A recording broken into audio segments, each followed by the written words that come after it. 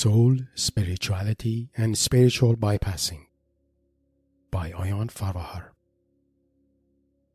Your soul is the spiritual essence that is experiencing your life. It is caring and wise. It has emanated from the divine and is the bridge between you and the greater spiritual reality. If you're not in touch with your soul, your spiritual connection can become superficial and soulless. But if you embrace your soul and attend to its needs, you will find the divine in you. Hi, this is Ayan Farvahar. I'm glad you're here. This channel is about self-realization and honoring our life purpose and meaning. If you're interested in these topics, please subscribe to stay connected. Your support is the foundation of this channel and encourages me to create more content in the future. For more information about myself and my life mentoring practice, please find my bio link in the description below. Also, for more information about the artist behind the expressive images I use here, please see the description below. Today, we want to focus on soul and its relationship to spirituality and spiritual bypassing. Spirituality is an inseparable aspect of human experience. Without it, life becomes profane and devoid of real meaning. No level of success, wealth, fame, or power can give your life a sense of meaning the way your awareness of your soul can. In a way, life is a journey from you to your spiritual self, an opportunity to meet the soul that is experiencing your life, the soul that knows what brought you to this life. The real goal of spirituality is not finding God or experiencing the sacred, but about finding your soul, and through that, finding the divine creator who imagined you. Any spiritual practice or connection that calls you to ignore yourself and your innermost needs separates you from your soul and can only bring you a false sense of enlightenment. Practicing spirituality before recognizing your soul leads to what is known as spiritual bypassing, when your spirituality becomes a mean to bypass the innermost needs and aspirations of your soul. This presentation is meant to raise your awareness about the relationship between soul, spirituality, and spiritual bypassing.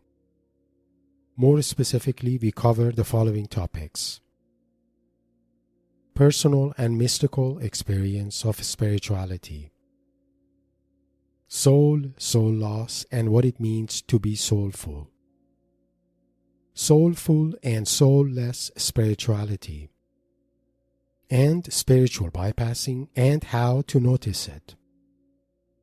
Let's go over these. Personal and mystical experience of spirituality. Spirituality is a subjective word and can mean different things for different people. In its most common meaning, when people talk about spirituality, they generally refer to a spiritual connection to something divine or impersonal, like God or the sacred. This connection is usually facilitated through meditation practices, praying, mysticism, and so on. But spirituality is not just about spiritual connection with the sacred, and should foremost involve experiencing your spiritual self, your soul.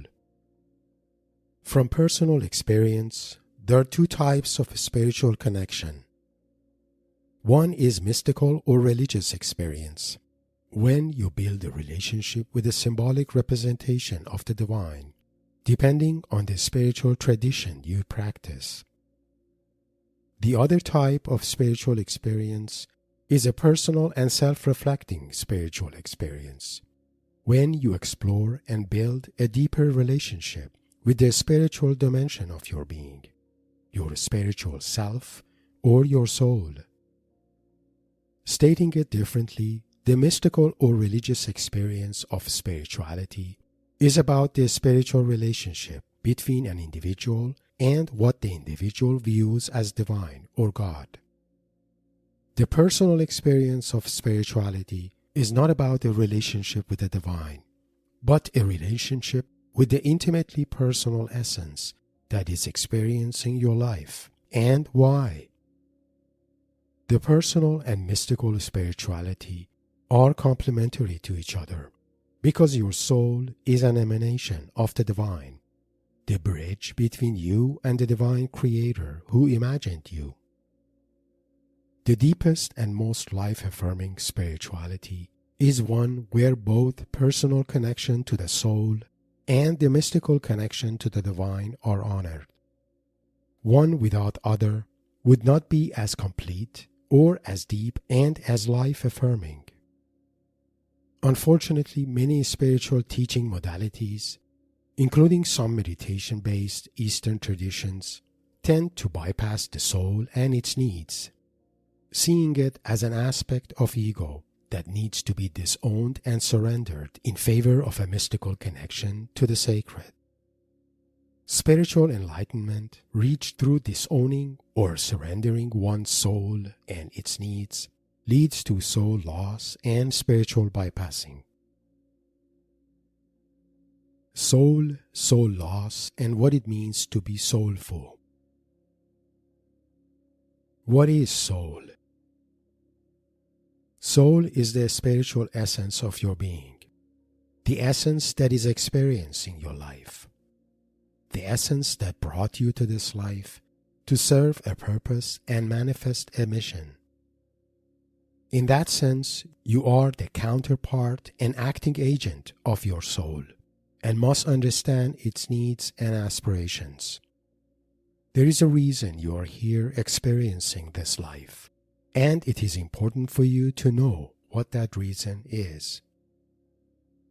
It is easy to know whether you are connected to your soul or not. If you are connected to your soul, you feel soulful and alive, and your body and mind are at peace. In contrast, when you are not connected to your soul, you feel not as soulful or as alive. Your mind is burdened and preoccupied, and you're not happy in your skin or with yourself. So the more soulful and alive you are, and the more at peace you feel with yourself, the more connected you are to your soul. Your soul is different from your conscious self. To understand this difference, consider the difference between your mind and your heart. Your mind is rational and more focused on your self-preservation and self-gratification impulses. But your heart is different. It is softer, more intuitive, and not as rational. Most of your decisions in life are made by your rational mind, based on how it sees things. But there are also moments in your life that your mind is not as clear, and you must learn to listen to your heart and what it's telling you. In those moments, you're tapping into the wisdom of your soul and what it wants you to know or do. Young children have an innate connection to their souls because they are pure and not yet psychologically conditioned. That is why children are far more soulful, playful, and imaginative than adults. Unfortunately, as they grew up, having trauma and negative experiences, their connection to their soul is weakened, as if parts of their soul are now lost as a result of those negative experiences. This is why many of us adults have soul loss to various degrees and don't feel as soulful or as open-hearted. This happens because our traumatic and emotionally charged experiences created parts in our personality that hold pain or negative beliefs about ourselves. The stronger our pain and the more negative our beliefs, the more soul loss we have, and the less soulful and alive we feel. Soul loss is a shamanic term reflecting the separation of a part of the soul due to traumatic events, such as an accident, a severe illness, loss of a loved one, or other emotionally traumatic events. Soul loss leads to psychological issues and the loss of vitality and power. In that sense, all psychological and emotional burdens have a spiritual component and indicate soul fragmentation or soul loss. Because of that, the psychological and spiritual dimensions of our being are interconnected, and our soul is the mediator and the unifier of both. Without a deep sense of connection to our soul, our psychological and spiritual dimensions remain disconnected. Even if we deepen our connection to spirituality through daily practices, there is no real psychological healing until our soul is fully restored and present. Soulful and soulless spirituality.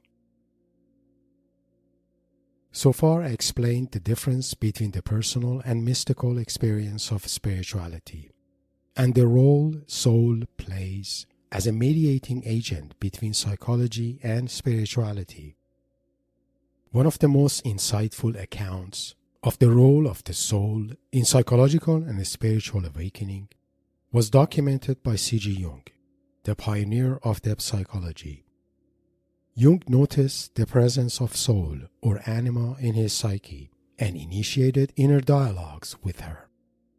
Jung experienced his soul as an inner guide who brought much insight into the inner depth of his psyche. His dialogues with his soul, documented in his Red Book, clearly shows the importance of engaging the soul as an essential step in raising one's psychological and spiritual awareness. It is important to point that Jung was not just a psychologist. As reflected in his Red and Black books, he had deep shamanic crisis and awakening, and practiced psychoshamanic inner work for many years using active imagination. If you're interested to know more about Jung's shamanic awakening, I suggest the book by Jungian psychologist and shamanic teacher Dr. C. Michael Smith, titled Jung and Shamanism in Dialogue. Jung encountered and engaged with his soul, his daimon, and many spiritual and archetypal deities, and reported his experiences in his private journals. Below are two of his quotes from the Red Book highlighting the importance of engaging the soul. The spirit of the depth forced me to speak to my soul, to call upon her as a living and self-existing being. I had to speak to my soul as to something far off and unknown, which did not exist through me, but through whom I existed. Your soul is your own self in the spiritual world. As the abode of the spirits, however, the spiritual world is also an outer world. These quotes resonate with my earlier point that your soul represents you in the spiritual world. It is the bridge between you and the divine. With this recognition, we can get to what I mean by soulful and soulless spirituality. Soulful spirituality is holistic and happens in 2 steps. The first step is personal and self-reflective. It focuses on engaging the soul in addressing its emotional and psychological needs. The personal step may require some inner work or soul retrieval, but leads to psychological healing and inner harmony. The second step is religious or mystical, and focuses on building a personal relationship with the sacred, the divine creator, or what one views as God. More specifically, in shamanic or Neoplatonic views, this mystical step usually involves meeting one's personal daimon or guardian spirit, which mediates the relationship between one's soul and the divine creator or source whom the soul has emanated from. Soulless spirituality involves spiritual practices that demand one to quiet the mind, and through that bypass the soul and its emotional and psychological needs. In such practices, soul's needs are considered aspects of ego that block spiritual connection and must therefore be disowned and surrendered. To achieve this, the practice usually involves spiritual techniques like mindful breathing, mantras, and devotion to daily meditative practices. The main difference between what I call here as soulful and soulless spirituality is in how engaged and integrated one's soul is in the religious or mystical experience. Or one's soul's needs are honored or otherwise disowned or exiled. Spiritual practices that bypass the soul, no matter how mystical, can never be as soulful or as life-affirming as practices that honor the soul and engage it as a bridge to the divine. Spiritual bypassing and how to notice it. Spiritual practice is meant to be a transcending and life-nourishing process. Because of its transcending effects on the psyche, spiritual practice can be hijacked by the mind and used as a means to cope with unhealed psychological or emotional burdens. This is known as spiritual bypassing, or unknowingly using spirituality to bypass and distract from what needs attention, healing, and care within. This happens because meditation and spirituality tend to detach us from our pains and worries in life, and a protective part of our psyche may use it as a means to escape from what otherwise needs attention and healing.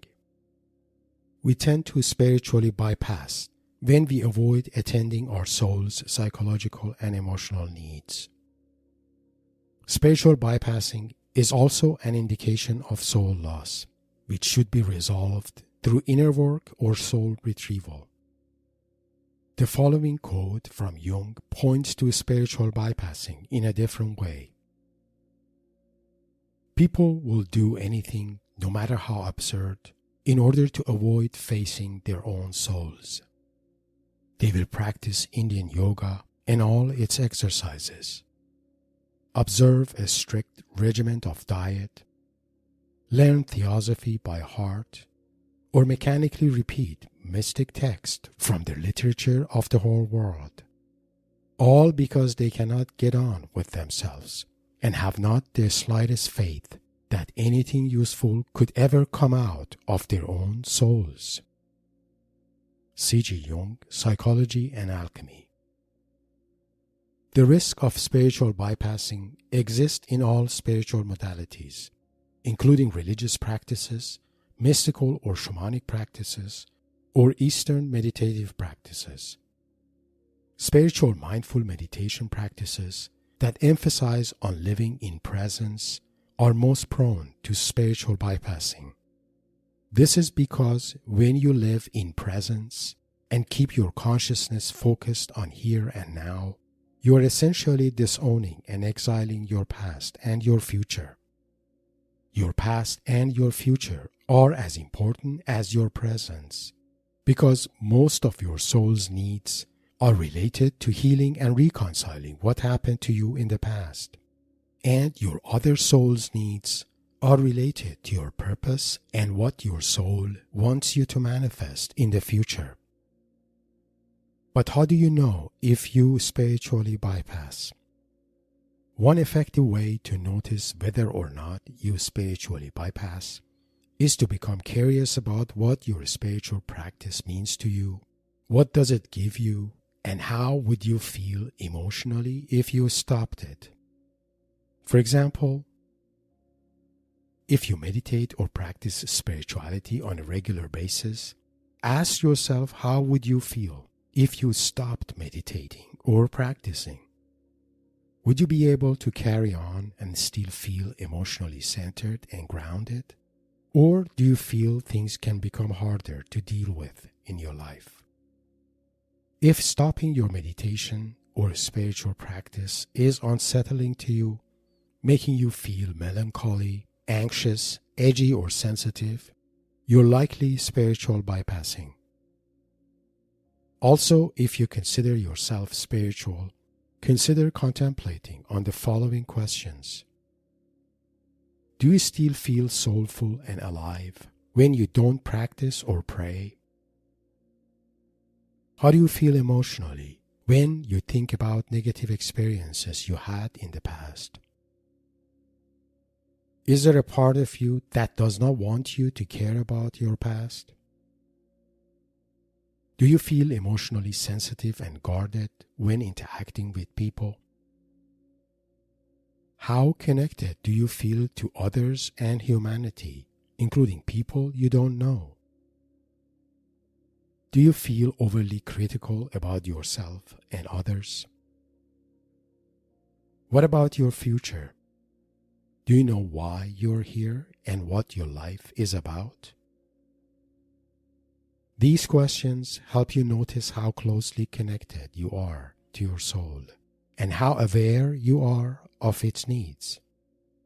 If the practice of meditation and spirituality is important to you, but you don't feel as soulful and alive, don't feel as connected to others, and are sensitive and critical, you may not be as connected to your soul and spiritually bypassing to some degree.